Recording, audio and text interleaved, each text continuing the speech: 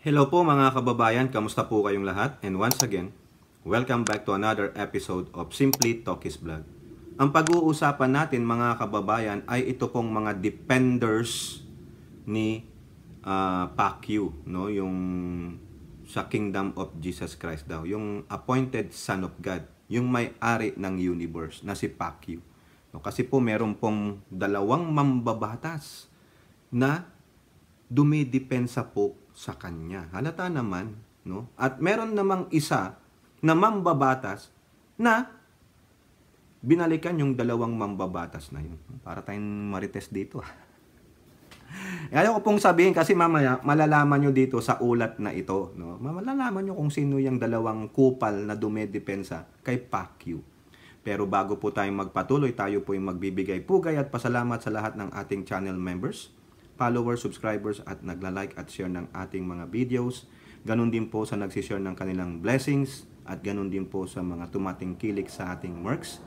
At ako po ay nagpapasalamat sa lahat ng ating regular viewers sa ating mga video premieres, yung mga active sa comment section at yung mga naka-background lang. So sa comments, nandiyan po yung mga ating mga kaibigan, si Aichang, si Elora, RN2 cents, si Mami B, naku, hindi ko kailangang makalimutan si Mami B, magtatampo yan. Hindi na siya maging beautiful, kundi mabibiyats niya ako.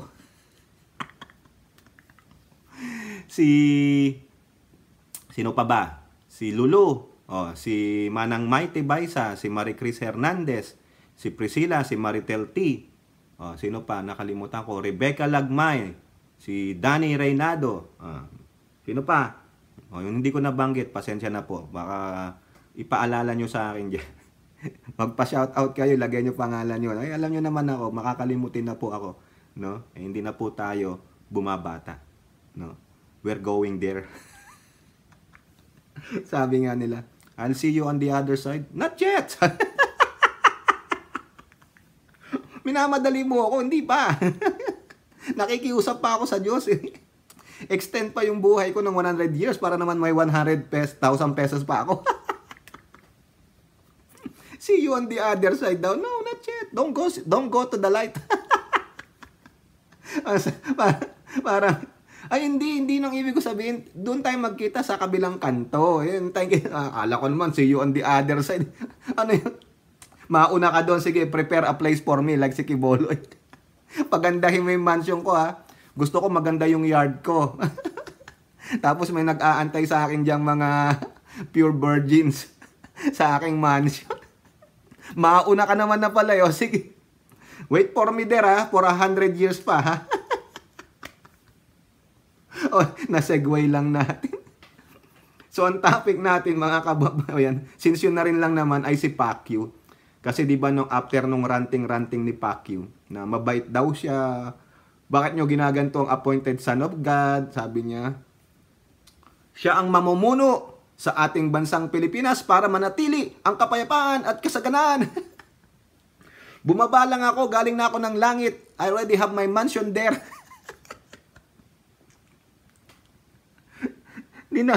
Dinaig niya pa yung mga apostoles, no? Wala pa naman talagang except Jesus Christ. Wala pa sa Bible na sinasabing umakyat sila ng langit. Baka si Elijah yung kinuha ng chariot. Pero si Jesus Christ, di ba sabi, and they look up and then He ascended to heaven. Pero the remaining books in the Bible did not say, even si pinagsulat ng Revelation, di ba? Even John, he did not say, nagpunta na ako langit, nandun na ako eh. Pinakita lang sa kanya, di ba? Kung ano itsura, sabi nga dun eh. 24/7, they are bowing down and worshiping the Lord Almighty. Ayun, ang gagawin sa heaven. Hindi yung tulad ni Kiboloy na, hindi, naglabas pasok ako doon, bumaba ako sa lupa, ano kasi Satanas. Di ba? Si Satanas, ganun lang ginawa niya eh. Iano na muna natin si Pacquiao. Ito si Pacquiao, akala nito, hindi natin siya mapipilosopo eh. Di ba? Nung tinanong ng Diyos Ama si Satanas, 'di ba, habang nagwo-worship yung mga heavenly bodies, sabi ng Diyos, saan ka nang galing? Where have you been? Ang sabi ni Satanas. Dito, doon, in and out. O, di ba? Basahin nyo yung simula ng Job, the book of Job. Nandun yung tanong na yun. Yung mga hindi pa nakakaalam ng istorya na yan. Kaya si Kiboloy, bakit? Ampon ka ba ni Satanas? Baka, di ba kasi sabi niya, galing na ako doon, may mansion na ako, bumaba lamang ako dito, pinapunta ako sa Pilipinas. Ha? Talagang Pilipinas pa? Panoorin nyo yung 36 minutes video niya na rant, audio niya pa. Tawang-tawa talaga ako, sabi ko talaga, ito bulaan, no? Sabi ko. Sa sobrang galit niya kung ano-ano na lang ang nabigkas ng gago. So, eto po, no? After nga dyan na naglabas ng twin subpoena ang Senado at ang House of Representatives, ayun, talagang umikot na ang tumbong niya. Patay na ako pero nabuhay ako. Uy, talaga naman, sino kasi Lazarus or si Jesus Christ? Titindig ako sa aking karapatan. Leche, hindi ka nga tumindig dito sa FBI. Kung matapang ka, harapin mo yung kaso mo dito. Di ba mga kababayan? O, ito. Sabi sa Manila Bulletin, respect his rights. Oh, talaga?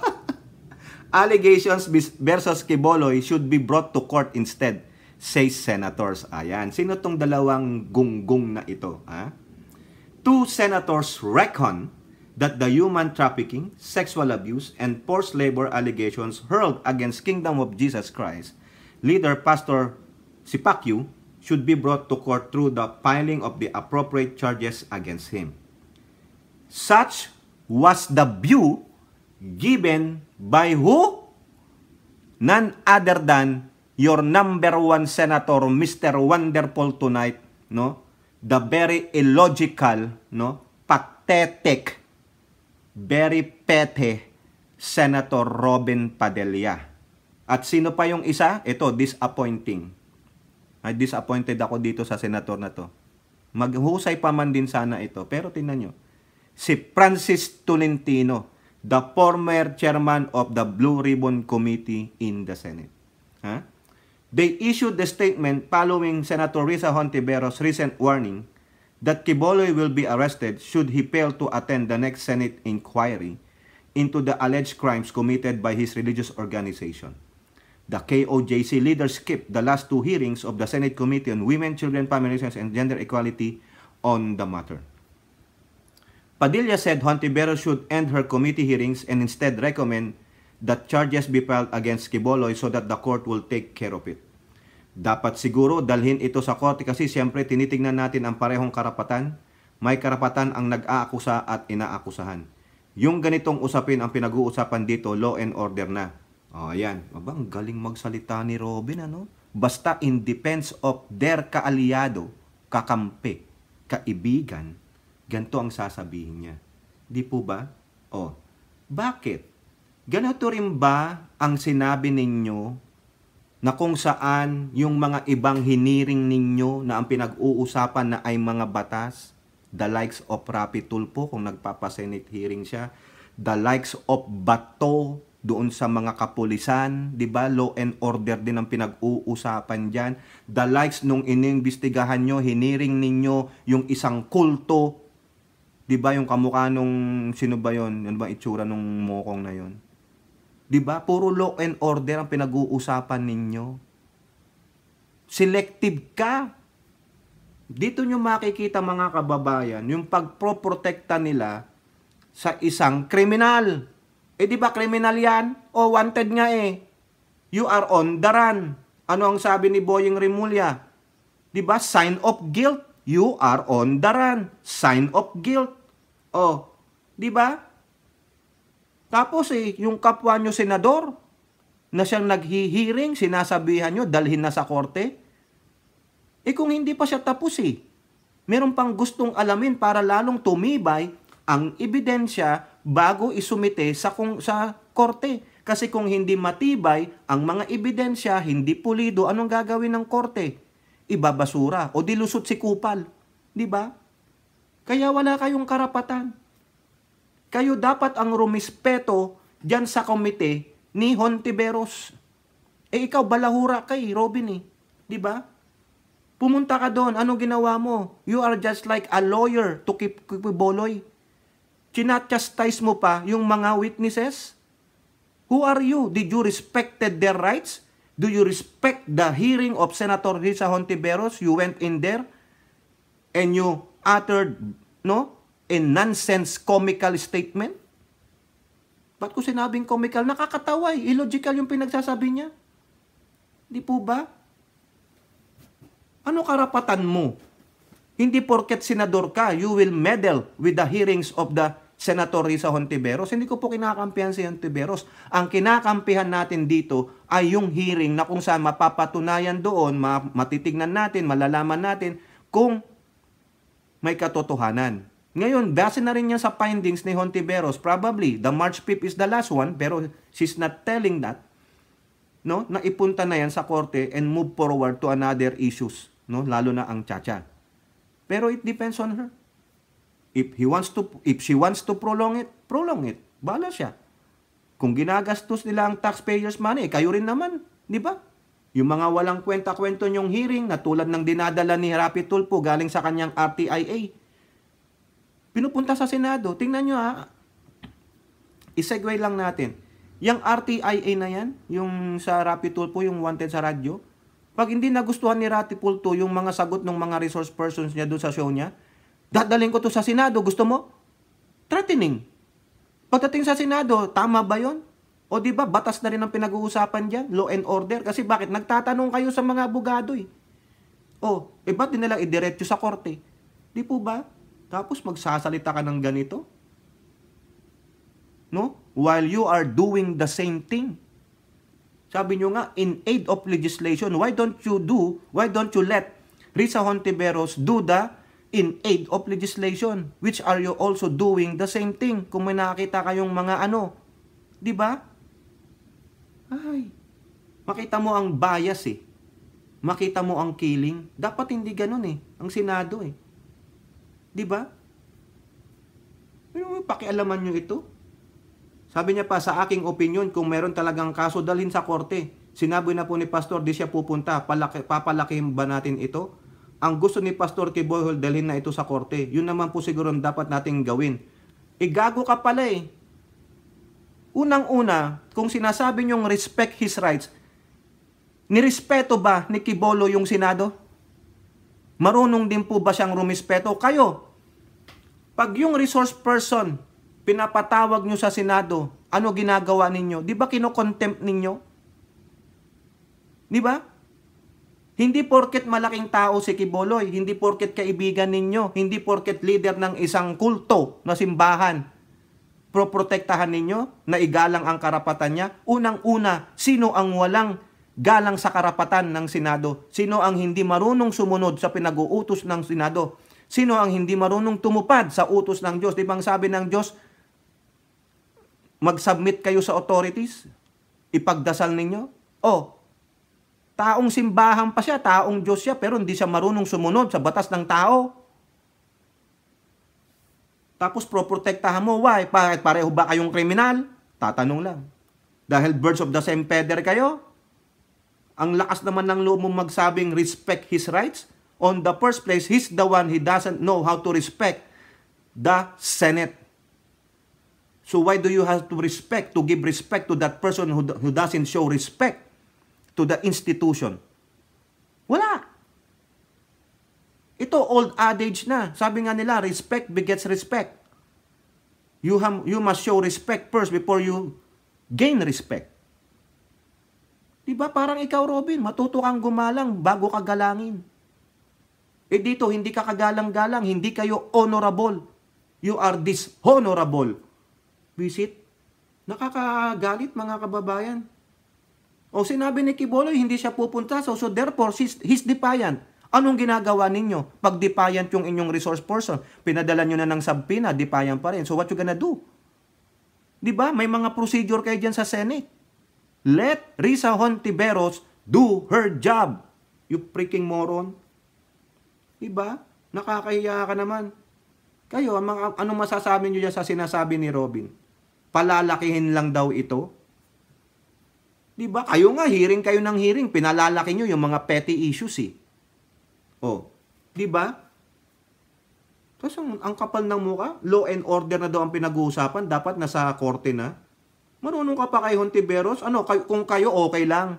Pero pag yung kakampi nyo na ang nasasalig, sige, todo depensa, mag-lawyer ka na lang, wag ka na magsenador. Ganun na lang, di ba? Oh, eto naman, yung si disappointing, no, si Tolentino. Kakampi rin ito ng Duterte, si Tolentino Oh, Tolentino said the Senate committee should respect Quiboloy's right. Bakit? Na-violate ba ang karapatan ni Quiboloy? Na-violate ba? Sige nga, paliwanag nyo. Paano na-violate ang rights ni Quiboloy? Pinapatawag lang naman siya Hindi pa naman siya hinuhusgahan, hindi pa siya dina-judgment. Di ba? Bakit kayong mangaw-ngaw na respect his rights? Bakit binabasahan na ba siya ng Miranda rights? Di ba? Hindi. He have all the rights that the Constitution afforded for him. Wala po nagbabiolate ng rights niya. Di ba? Ibig ba sabihin, pag nagpatawag kayo ng resource person, sinabpina nyo dahil ayaw umatin, you violated his rights? So therefore, walang karapatan mag-issue ng subpoena ang Senado. Di ba? Walang karapatang mag-issue ng warrant of arrest ang Senado if someone violated yung pinag-uutos o binayolate nyo yung subpoena. Ganun ba? Lawyer ka, Tolentino, alam mo yan. Respeto. Kailan binastos ang karapatan ni Quiboloy? Siya ang bastos dahil binabastos niya yung karapatan din ng Senado na mag-conduct ng hearing. Dapat ganun din ang sabihin nyo sa mga hindi powerful, well-known personality na iniimbestigahan dyan sa hearing nyo sa Senado. Di ba? Meron nga kayong mga kasamahang senador dyan na gusto pang sapakin yung mga resource person, pinagmumura, sinisigawan. Kayo ba, nirespeto nyo yung karapatan nila bilang tao? Tapos magsasalita kayo ng ganito for Quiboloy only. So therefore, exempted pala si Quiboloy sa lahat ng prosecution. Sa pagtatanong lamang, sa investigasyon, exempted siya because bakit naniniwala kayong appointed son of God siya na ang tatay niya ay si Jesus Christ na galing na siya sa mismo sa langit? Bakit nakatungtong na rin ba kayo sa langit? Kaya todo depensa nyo, pinaniniwalaan nyo na siya talaga ay isang tagapagligtas? Ni hindi niya nga maligtas yung sarili niya dito sa FBI cases Di po ba? Ondaran yan. Dapat nga kayo na magpresenta niyan dito sa United States hindi You are still connodling, protecting this particular idiot. Ano kayo? Di po ba? Huwag niyong sabihin sa amin na respect his rights. Kailan ba na-violate ang rights niya? Kailan hindi nirespeto ang karapatan niya? Nagngaw-ngaw pa nga siya. Di ba? Siya na mismo ang sumisipol sa karapatan niyang pantao. Bakit? Hindi niya kaya ipakita mukha niya. Siya na mismo ang gumawa ng multo niya tapos sasaklolohan ninyo. Gago pala kayo Di ba? Sabi pa nito, siguro po si pastor ay may mga abogado rin na magre-represent sa kanya. Bakit? Ano problema doon? Di ba? Umapir siya. Duwag pala siya Yung iba nga dyan pumupunta siya, hindi. Dahil duwag. Duwag. Si Pastor Apollo, si Quiboloy, si Pacquiao, duwag. Ayan sinasabi ko na. Ang nakikita ko po parang dito ay dumulog na rin po sa husgado. Maging objective din po tayo rito kasi lahat po ito ay base din sa ebidensya at sa batas. So igalang po natin karapatan ni Pastor. Igago ka pala Tolentino, igalang nyo muna ang Senate hearing ni Hontiveros bago kayo magsalita ng ganyan. Di ba? Tama mali. Kayo ang walang respeto kay Hontiveros. Pinangungunahan nyo si Hontiveros. Bakit? Pinangungunahan ba kayo ni Hontiveros ng mga nag-Senate hearing kayo? Mga pakialamero. Mapaghahalata mga kababayan Mga re-electionist yan si Tolentino. Don't put that clown back in the Senate. Disappointing po yan. No? Ito pang sabi sa Inquirer, mga kababayan. Tolentino on Quiboloy. Don't insult, disrespect, or even treat him as guilty.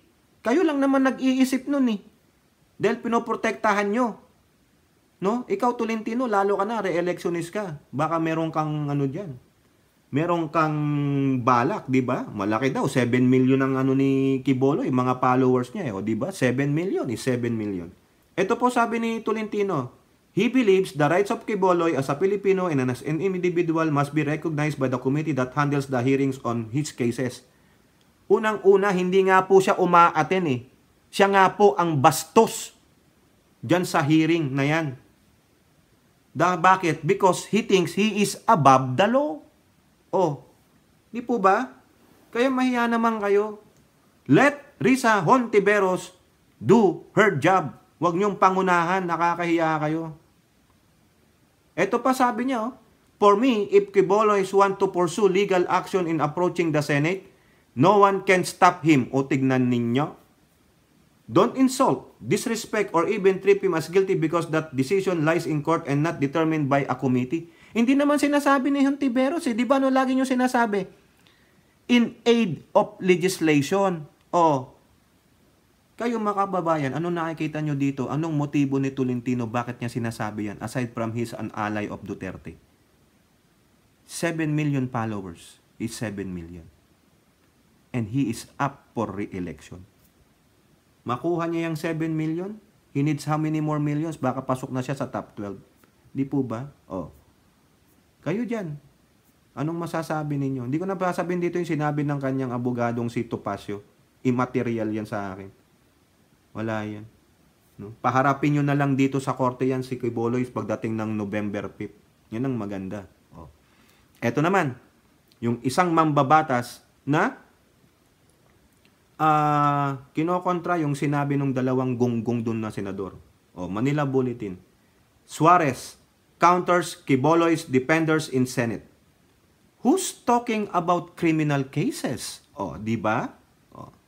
Yan, siguro kilala nyo na yung si Suarez na yan. This was House Deputy Speaker Quezon 2nd District Representative David J.J. Suarez reaction to some senators' call to respect the rights of Quiboloy by filing charges against the pastor in court instead of getting him grilled by Solons in a committee hearing. Quote, I think we need to respect the legislative processes of both the Senate and the House. Correct, tama tayo. Respetuhin muna ni Quiboloy yung dyan sa Senado or dyan sa House of Representatives bago irespeto siya ang karapatan niya. Kasi siya, hindi siya marunong rumispeto tulad ng sinabi ko eh. Di ba? Tapos sasabihin nyo, respect his right. Ano ang binayolate na right ni Quiboloy? The right to defend himself? Eh, hindi nga siya umaatin sa hearing eh. It's the prerogative of the committee to determine and to invite resource person so that proper legislation can be enacted. Correct. Hindi naman po dapat umuwi sa kasuhan kung wala naman pong krimen at kasalanan. Di ba? Correct. Kaya nga sinasabi nyo, in aid of legislation. Whether if you find that something that is violated, then you can create a legislation or dalhin sa korte para ma-aid yung korte o yung prosecutor kung ano pa yung mga charges na ipafile dito sa violator na yan. O, hindi ba naintindihan niya ni Robin at ni Tolentino? I doubt it. Mostly si Tolentino. Abogado yan. What he is doing now is politicking. Kasi 7 million followers. What if that 7 million voted for him in the 2025, no? Tatakbong senat, ano ulit yan, senador eh. Oh, di konti na lang, pasok na sa top 12. Di po ba? Ano kayo? Kaya tama po si Suarez dito. A subpoena is a strong-worded summon. If ignored, the hearing party could be cited in contempt by the Solons. Correct. But the deputy speaker insisted that the embattled pastor needs to surface at the very least before the concerned House Committee. Ang hinahanap lang po ng committee ng franchise, pumunta siya dito para sagutin po yung mga katanungan ng mga miyembro ng committee ng franchise. Wala naman po tayong pinag-uusapan na kaso. So bakit natin kailangang dalhin sa korte? O ayan. I think he is the person who is with the right knowledge and information to discuss and to explain the needs and the requirements of the committee on franchise. O ayan. Di ba? Eh kaso wala eh. Wag do. Wag duwag, di ba? Ayan lang yan. Ganyan po ka-high and mighty si Quiboloy. May mga pumoprotekta pa sa kanyang mga mambabatas. Grabe ano, imbis na maging objective na lang o better shut up and let the process move forward, dinedepensahan pa. 'Di ba? Nakakahiya. Yan ba ang mga iniluklok nating mga mambabatas, mga politiko? Do your job, huwag niyong pakialaman yung trabaho nung naggagawa ng hearing. Bakit? Pinakialaman niya ba kayo? Did she meddled on your hearings? 'Di ba? Hindi. Gali mapaghahalata mga kababayan, na talaga sila pinoprotektahan si Quiboloy. Lalo na si Robin, nakita niyo yung inasal niya dun sa last hearing ni Hontiveros. Kung ako kay Hontiveros, get out of here. You're not needed here. You're chastising the witnesses. Instead to question them, hindi. Nagbigay ka ng opinion mo that is not uncalled for. It's uncalled. Ang tawag natin dun. Hindi kinakailangan. Di ba? O kayo po, ano pong inyong masasabi? Comment down below and don't forget to like and share. Hope to see you on the next videos. Bye-bye. God bless.